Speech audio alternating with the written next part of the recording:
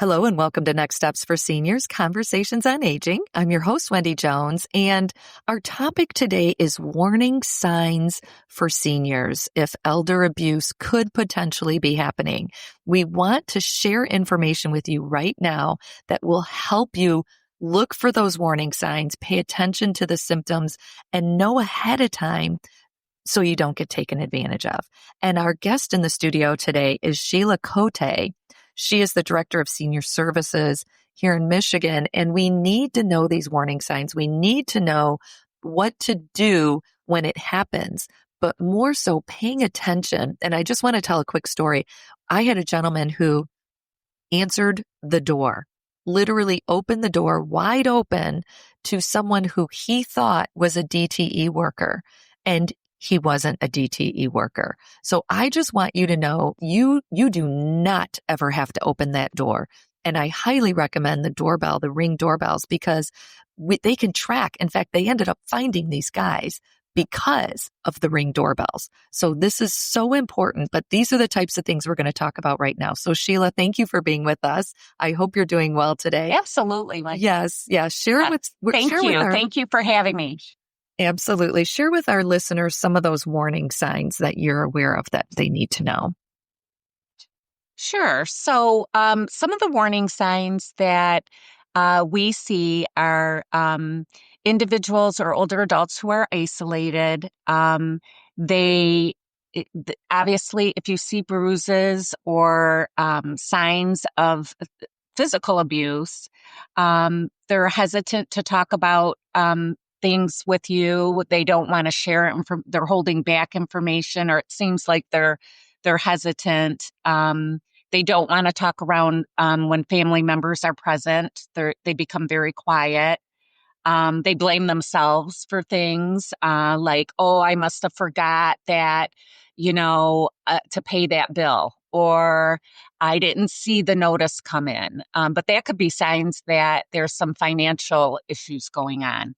They're not taking their medicine or picking up their prescriptions like they should. They seem confused about their finances. They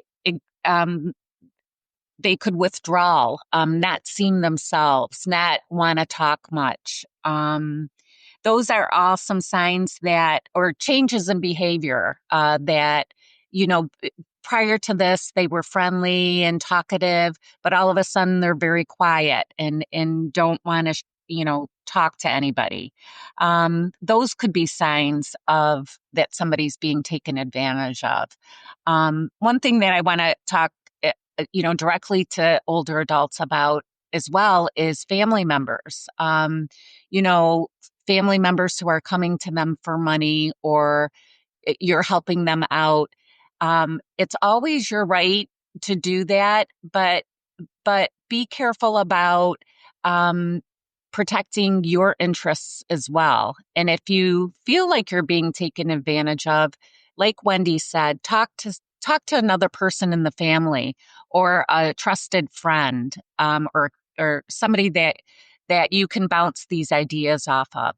If it's a family member that has a substance abuse problem, giving them money is not going to help them. It's actually going to prolong the problem. So keep that in mind. Yeah, I really want to caution people to manipulation. I feel like as we age, we get taken advantage of, and people manipulate the situation. And if ever somebody is like, well, you said one time that you would help me, and this is what I need, and, I really want to buy a new car, and it's $10,000. Well, yeah, everybody would like a new car for $10,000. But the reality is, if you're in a position that you can't afford a car, maybe you shouldn't be getting that expensive of a car. And I think elderly are... Exactly. I think we're so sensitive as we age that we just want to help people, but you're not helping the situation. You're enabling the situation. And I think we just really have to be careful. And that's why having an accountability partner, someone you can talk to, bounce the idea off of, if they're like, yeah, no, that doesn't sound right, then go with your gut. And don't be afraid to say no to a family member. It is not your responsibility to raise your children and your grandchildren. You already did your job, right? And now Absolutely. Yeah. and now the next Yes, generation needs to pick absolutely. up.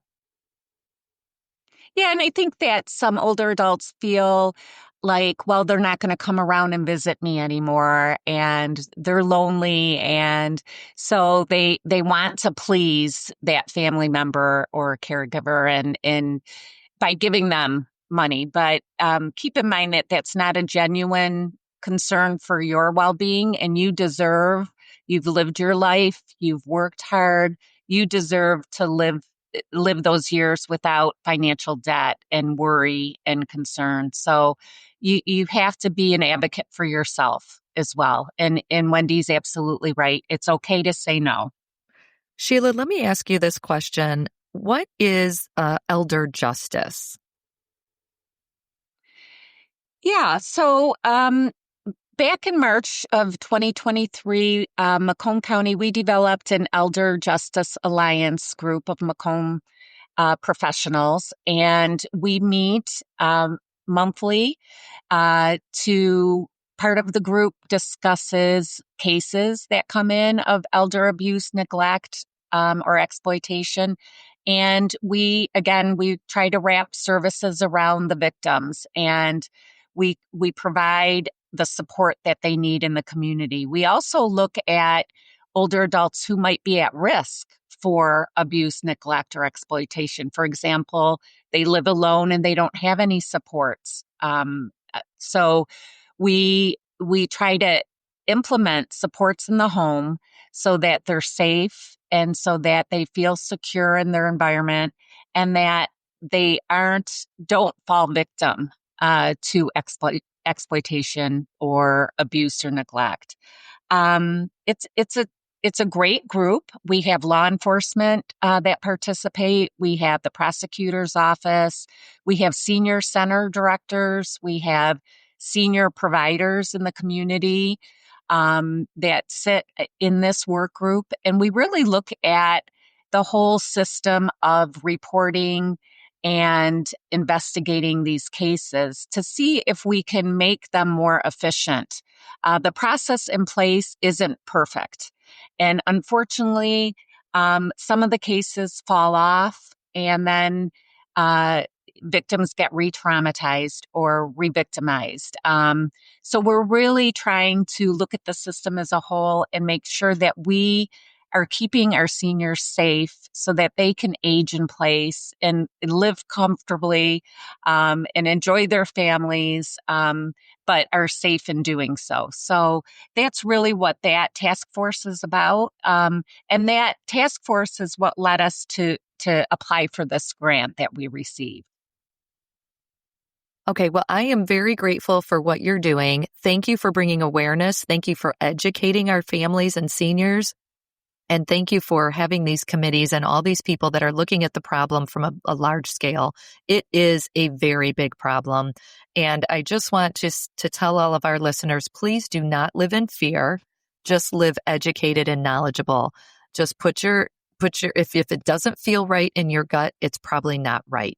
And if anybody tries to keep you on the phone and tell you there's problems, then you just hang up the phone. You are in control. If it's anything to do with the phone, you just hang up the phone because you are in control. You do not have to stay on that phone, regardless of what they say.